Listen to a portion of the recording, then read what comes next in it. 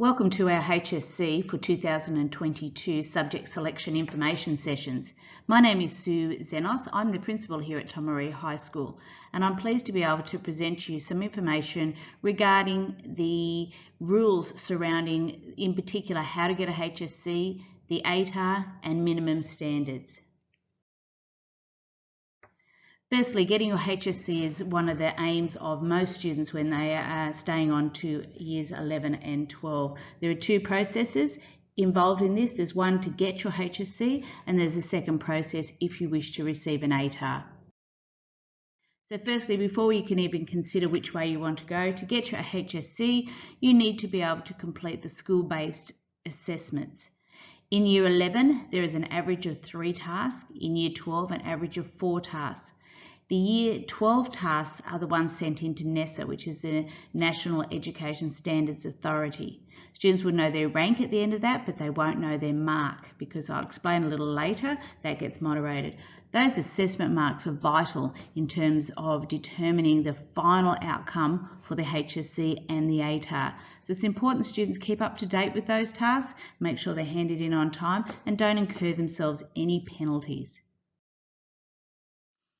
After they've done their school-based assessments, students will need to sit their actual HSC exams. Not all subjects have an exam. It will depend on their pattern of study, but the majority do have an exam. They won't know their actual score for the exams. A little later I'll explain the moderation process or give you some information about how to find that out. But it's important they all try to do the best they possibly can so that they can get the best mark that they possibly can. The next step is to moderate that assessments that they've done. The reason students only receive a rank is because of this moderation. It is done to make sure that we have some fairness across all schools. We don't know if a school has marked more easily or more harshly, or our schools more harshly, their task was more difficult than other ones, or it was easier than other ones.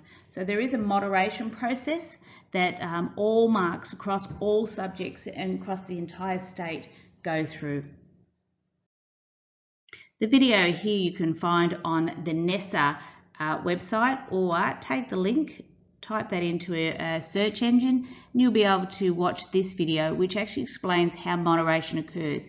It's good in that it also dispels many of the myths people have about moderation. The beliefs that students have that if they do a particular subject, they will be moderated up, or if they do this one, they'll be moderated down, or if students in their class do very poorly, they'll pull them all the way down. It shows how important the actual exam is, as well as their assessment marks. It's well worth a look. It's on the NESA site, or you can type that address in. The other site that's maybe useful is to have a look at WooTube. This is run by a maths teacher from the Central Coast, Eddie Wu, who actually can give you some very down-to-earth explanations, mathematical explanations, if you're interested in that level of explanation on how moderation works. Once the marks are moderated, an ATAR is calculated. It's important that the ATAR is a rank. It is not a mark. It takes in the best 2 units of English and then the remaining 8 units. Please note you can only have 2 units of Category B courses. Students, when they're selecting, we will be looking very carefully at students who have any more than 2 units of Category B.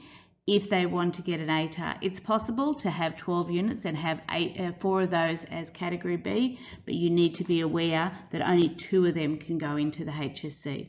We will check that carefully with students, and they will sign off that they understand if they have an ATAR pathway or not.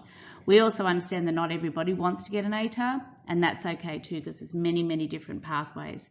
This information about how it can be accumulated over a 5-year period relates to the opportunity to resit exams in coming years.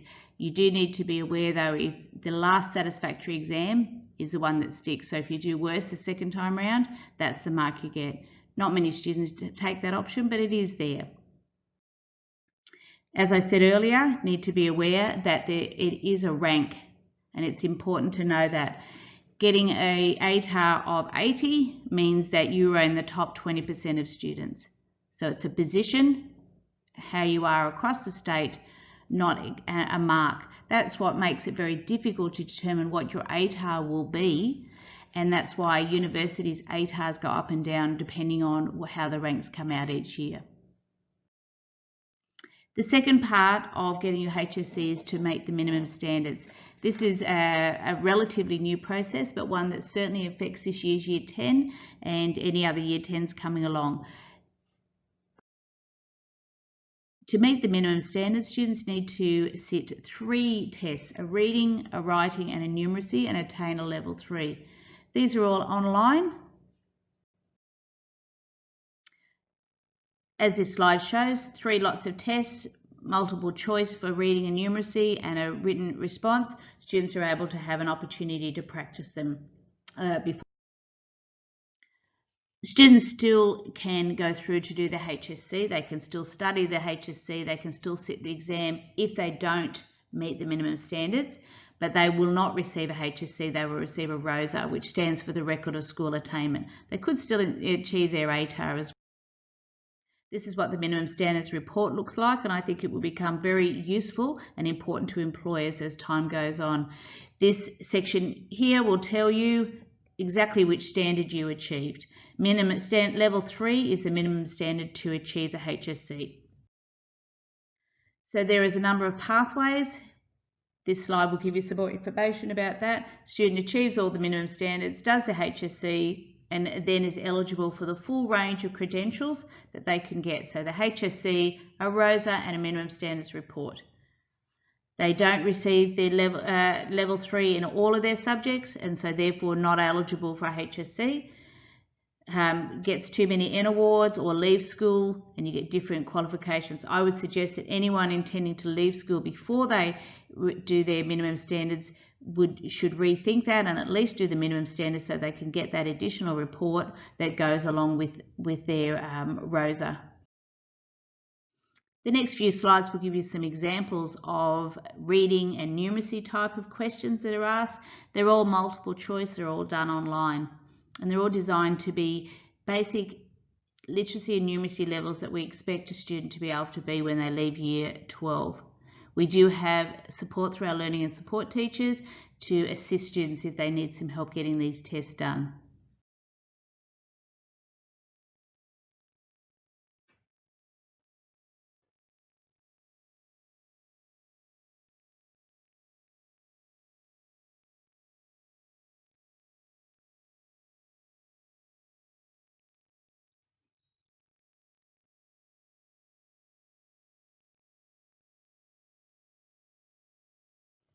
Thank you for taking the time to listen to this presentation. Please feel free to contact Mr. McElwain, Mr. Stevens or Mrs. Courts if you require any more information, or the easiest way would be to check out our website. We will have a frequently asked questions section which will be updated regularly as people ask the same sorts of questions. We may have already answered your question there. There will also be a form that you will be able to fill out if you have a specific question either about the logistics or the organisation of the HSC or a subject specific, so we can put the right person in touch with you. So thank you for your time, and I hope your students choose well. Thank you.